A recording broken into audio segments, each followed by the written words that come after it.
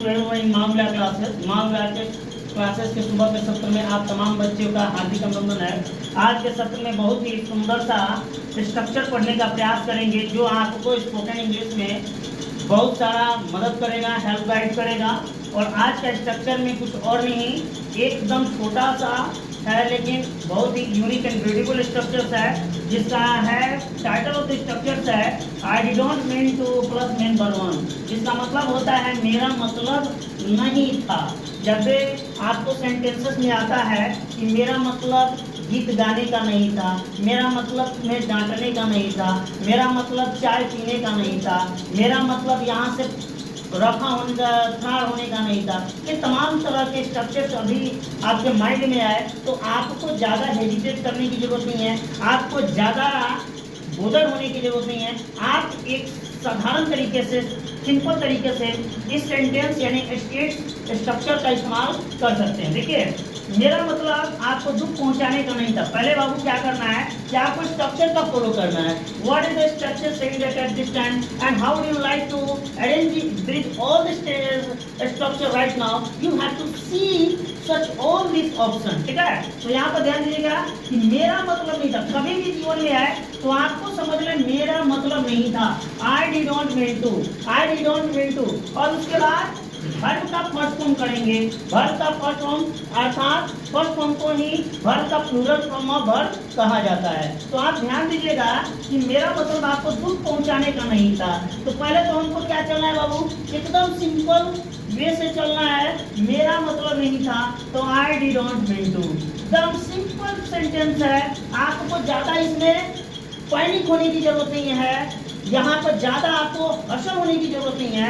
आप पहले क्या कीजिए, जिस तरह से आप I did not mean to का इस्तेमाल करेंगे, उसके बाद दुख पहुंचाने का, आपको दुख पहुंचाने का, किसी को दुख पहुंचाने का मतलब हर्ट करते हैं। क्या करते हैं बाबू, हर्ट करते हैं। लेकिन अब हर्ट हो गया, मेन वर्ब वन आपका हो गया, किसको पहुंचाने एज ऑब्जेक्ट के रूप में, एज ऑब्जेक्ट के रूप में आपको पहुंचा रहे हैं। तो I did not mean to hurt you, full stop का सेंटेंस दे देंगे, फुल स्टॉप का सिंबल दे देंगे। ठीक है, सेकंड सेंटेंस एक दूसरी तरह का सेम क्रिएटिव है, क्या किया गया है, मेरा मतलब आपको डांटने का नहीं था। तो फिर आपको वही सेम स्ट्रक्चर्स का इस्तेमाल करना है। कहीं पैनिक होने की जरूरत नहीं है, कहीं हर्षण होने की जरूरत नहीं है, फिर वही चीज का इस्तेमाल I did not mean to. पर बात देखिए, डिड नॉट को ही, डिड प्लस नॉट को ही स्पोकन इंग्लिश में डिड नॉट का प्रयोग किया जाता है। You know that, you are knowing that spoken English, but you are today the generation of abbreviation form of spoken English. You are using cannot, could not, shall not, should not, is not, are not. This is not perfect way. This is not a purely pronunciations of you. This is not a purely articulations of you. You can use can't, mayn't, couldn't, isn't, aren't, amant. These are all the abbreviations form you are using या you use in the spoken English. ठीक है, इस तरह से आप इस्तेमाल कर सकते हैं। तो आप didn't को didn't ऐसे इस तरह से आप इस्तेमाल कर सकते हैं। जैसे मेरे मतलब आपको डांटने का नहीं था, I did not mean to chide you, I did not mean to chide you। आपको क्या करना है कि मेरा मतलब नहीं था, I did not mean to, इस तरह से इस्तेमाल करेंगे। डांटने का मतलब क्या होता है कि चाइल्ड होता है, स्कॉल्ड होता है, रिब्यूक होता है, लेकिन you can use only one, any one of the word that child use करेंगे, एज ऑब्जेक्ट यू का इस्तेमाल करेंगे। फिर आगे पॉइंट क्लियर करेंगे आप लोग का। क्या, मेरा मतलब तुम्हें परेशान करने का नहीं था। कोई कहता ना कि आपको डिस्टर्ब करने का मतलब नहीं था, मुझे आपको लज्जित करने का मतलब नहीं था।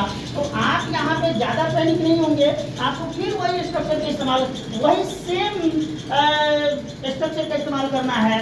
मेरा मतलब नहीं था, I did not mean to.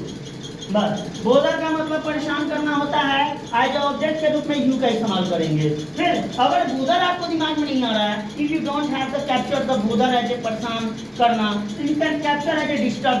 यहाँ पर डिस्टर्ब को कैप्चर करेंगे। ठीक है, I did not mean to disturb you, मुझे आपको परेशान करने का मतलब नहीं था।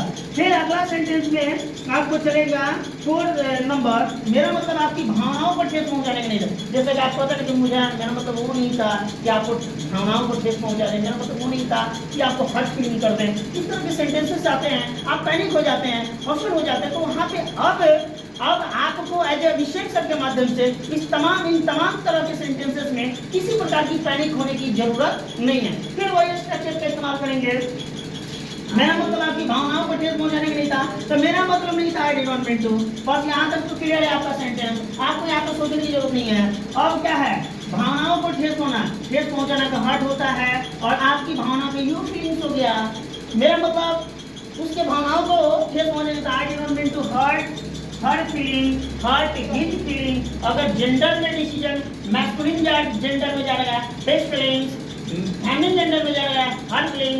इस तरह से एज ए पॉजिटिव एडजेक्टिव के रूप में यूज करके तमाम तरह के सेंटेंसों का इस्तेमाल कर सकते हैं। फिर आप अगला सेंटेंस में चल रहा है, मेरा मतलब आपको नीचा दिखाने का नहीं था। मतलब कोई नहीं कहता आपको कि आपको नीचा दिखा रहा है सामने वाला व्यक्ति, एम्ब्रेस करने का, लज्जित करने का प्रयास कर रहा है, तो आप वहां पे घबराने की जरूरत नहीं। You don't be panic and hustle on that time at to be. अब आपको डायरेक्ट कहना है I did not mean to, मेरा मतलब नहीं था। एम्ब्रेस का मतलब क्या होता है बाबू, नीचा दिखाना। एम्ब्रेस का मतलब नीचा दिखाना, ठीक है। I did not mean to embrace you. So these all sentences are put on the board. These all are very creative. These all are very important on the spoken English. And if you are using this all types of the sentences, that expected, I to be expected that you have no hesitation. You would like to be very well spoken English, and you can create so many sentences, sentences as throughout this structure. तो इस तरह से आप इस्तेमाल कर सकते हैं। फिर से मैं आपको रिवीजन के तौर पे मैं बता रहा हूँ कि मेरा मतलब नहीं था I did not mean to. अब यह मेरा मतलब आपको पीटने का नहीं था, I did not mean to beat you. मेरा मतलब आपको डांटने का, I did not mean to scold you या रिव्यूक यू या चाइल्ड यू। मेरा मतलब यहाँ से जाने का नहीं था, I did not mean to depart from here. तो ये तमाम तरह के सेंटेंस है जो आपको बोर्ड पे दिया गया है। मैं आशा नहीं पूरे विश्वास के साथ कहना चाहूँगा कि आप इससे पैनिक नहीं होंगे। अगर किसी प्रकार का पैनिक और हसलमेंट आपके पास आ रहा है तो आप आफ्टर द वीडियोज क्लासेस के बाद आप इसको पूछ सकते हैं, और अगर नहीं भी आ रहा है तो आप वीडियो के कमेंट बॉक्स में अपना राय सजेस्ट कर सकते हैं, दे सकते हैं, और आपको सजेस्टेड जो भी देंगे, सजेशन करेंगे, उसके माध्यम से आपको पुनः इन तमाम स्ट्रक्चर्स के बारे में रिवीजन के तौर पर बताया जाएगा। Thank you very much for your all.